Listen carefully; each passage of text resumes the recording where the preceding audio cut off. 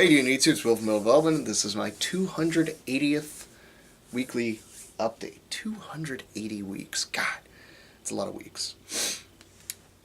Cool part, I've gained apparently like 4 subscribers based on what I'm looking here. Yeah, 4 subscribers in the last month or so, which is awesome. Welcome. I've been getting a little bit of feedback from a couple of the new people saying this, that, and the other. I welcome all comments. I thank you for your comments. That sounded dismissive. I didn't mean it to be dismissive, that this, that, and the other. That wasn't meant to be dismissive. It's just people have said things ranging from, keep it up, way to go, or, asking questions, or, well, just this, that, and the other. I don't mean that as a dismissive term. That's just like a blanket phrase I'm using just to describe multiple things, I guess. No, please don't take offense. I don't mean it offensively. If I meant it offensively, you'd know, and I don't. I promise. But today I figured I will just do what I normally do, and I will talk about... What week am I on, guys? Here we go. Week 2. Boom. Okay. I'll talk about how everything went this week with the lifting stuff. If you don't follow my Instagram, I usually just post my working sets there of the weights I'm working with, and they'll be different basically every week. Some weeks I'm doing 5 reps, maxes, or normally it's my AMRAPs, as many reps as possible, which is generally it's my conditioning for the night. But I'll also talk about the kind of like heavy set I did for the day, but I usually don't get it filmed just because I usually finish it so early that my girlfriend who films it for me, she's usually in the middle of her work still, so it's like I don't want to bother her to have her film it, and it's setting up a camera when the gym's busy. It's always easier to just collect footage near the end of the night when I'm finally doing my conditioning portion of my training. And that's the whole reason you'll see a lot of lighter lifts. And I put light in quotes because some weeks is light, super light, some weeks is not so light. So there's that. Let's see, welcome new subscribers. Apologize for sounding dismissive there, because that's not what I mean. I welcome all comments. Thank you. I try to respond to all of them that I see. Some do slip through the cracks, but I try to respond to all of them. I appreciate every comment that's left, especially the troll ones. I love those. They're the most fun. I haven't had one of those in like 4 years, I think. Maybe even 3 years it's been since I had a troll comment. But I love those. Those are a lot of fun. Let's see, where to go. Okay, so day 1, doing log clean and press. Worked up to a heavy set of 5 at 160, which felt great. I've actually swapped out my shoes. I'm wearing half-inch Olympic heels, which are like closer to like sort of hybrid shoes, because Olympic shoes are usually about an inch heel. These are half-inch heel, and it just helps me with that positioning with the log, because with the log you almost have to be leaning back a bunch, and I was having a lot of trouble getting adequate leg drive with just flats, so I wanted to switch to heels there. What I also learned is that cleaning a log for me is much easier with just a single belt. So no double belt, no soft belt underneath to protect me, which left me with a terrible bruise right here, just above the belt line, where I actually wear the belt. It's actually turned like green and yellow. It was really bad, to the point where when I was doing my conditioning work, I had to modify the way I was cleaning, because pinning it where I was supposed to be pinning it and where I had been for my heavier sets just hurt so much that I was like, I'm not going to be able to get through this just because of pain here. So I'll just modify it, make it a little harder, and just do my conditioning that way. Day 2 with squatties. Decided to actually work up to a heavy single here. Hadn't done a heavy single on high bar in basically ever, because it's just a variant. So decided to go to a heavy single, worked up to a set of 7 with 245. Did a single at 265 and then a single at 275, and it was rough. But glad I did it. I'm probably going to be hitting singles on squats more often. Probably, that 175 was probably like, if I was to assign a rate of perceived exertion on it, probably would have given it an 8. Like, I felt like I still had more in the tank, but it was still like, ugh. And it's just because I'm not used to having the heavy weight on my back, which I need to work on. I need to just start getting used to heavier weight and moving heavier weight, because it'll help me overall. Day 3 on the axle. So one of the things I do on my axle and my log days is I practice heavy cleans afterward. Right now I'm tied on both with 200-pound cleans. And both of them were relatively, what's the word? I don't want to use the word easy, but they felt like I had more in the tank those days, which is where I want to be. I'm just basically pushing at 5 pounds, 5 to 10 pounds every week, depending on how it feels. Because this was a lighter week for both of these lifts, I decided to just do one at a moderate clean, a clean that felt something like a 7 rate of perceived exertion, or RPE. Next week, I'm doing a heavy set of log, I want to say. No, axle will be a heavy set. I believe it'll be a set of 3. So when I do the clean after that, because I won't have done as much volume, I'll have more in the tank to do the clean, and I might try to clean something like 210 or 215 even, and just jump up that 15 pounds. But I want to every week get used to cleaning heavier weight, because my goal is to be able to clean like 260 on both before the competition. That way, when I get to the competition and I only have to clean 245, the clean won't feel as terrible.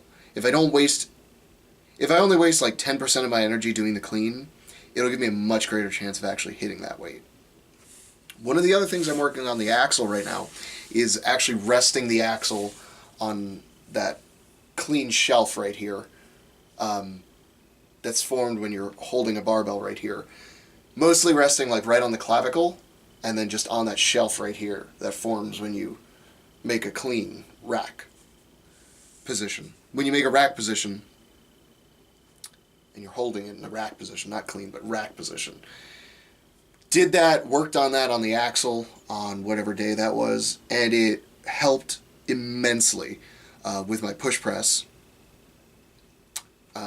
Again, it was able to work up to like a 7.9 at like 145, and they were like easy and strong and good. And everything, I was feeling a lot more in my shoulders and everything where I wanted to feel it, and my triceps. So definitely going to be working on that more, keeping that good rack position. And then tonight I had written out last week, when I realized I was going for a heavy set of deadlifts. When I realized I was going for a triple with a heavy set, I actually wrote out last week what I was going to do, how I was going to do it. How many set reps, 135, 225, 315, and then from 315 jump to 350, and then from 350 to 375. Finally, ending on a set of 3 at 400. And this is where I'm going to talk about some psychology a little bit, something I'm not very familiar with, but I can speak from personal experience about mentally psyching yourself up and out. I was so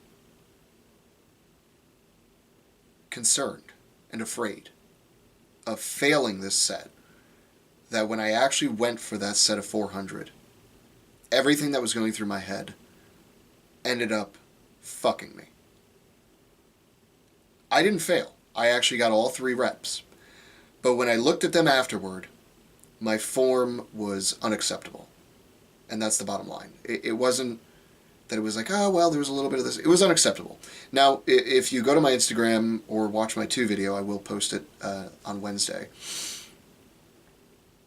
I'm wearing a soft belt underneath the shirt, and wearing I like to use a 3-inch deadlift belt when I deadlift. I just prefer it.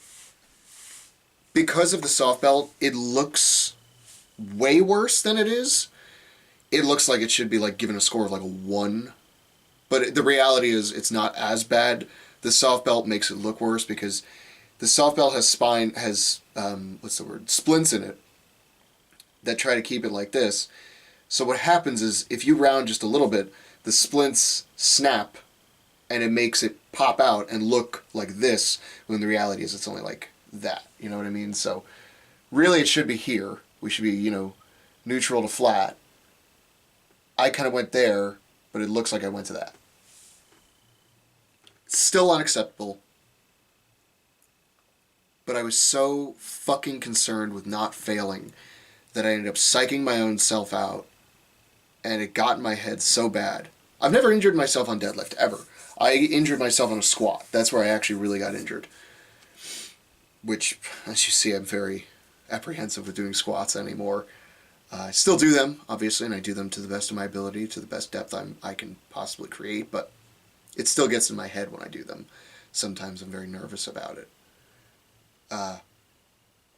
Probably when I'm done with this competition, this prep, I'll be doing a lot more squats, probably doing squats 2 to 3 times a week. I'll program that in just because I hate them.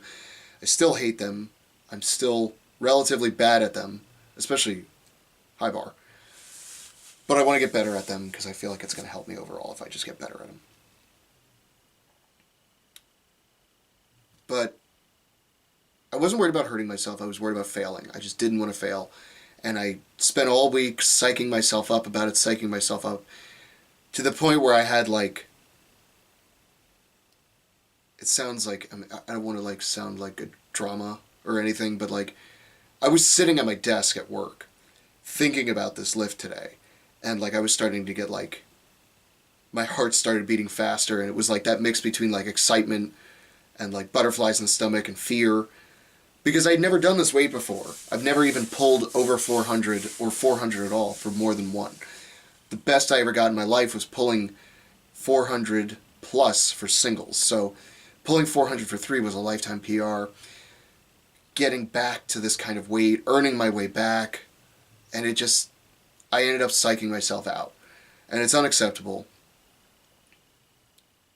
And I don't want this to sound like excuses, because I don't mean it to sound that way. This is just what happened. The weights were moving super slow. Even pulling 225, it should have been a lot faster than it was off the ground and even locking out, and it just wasn't there.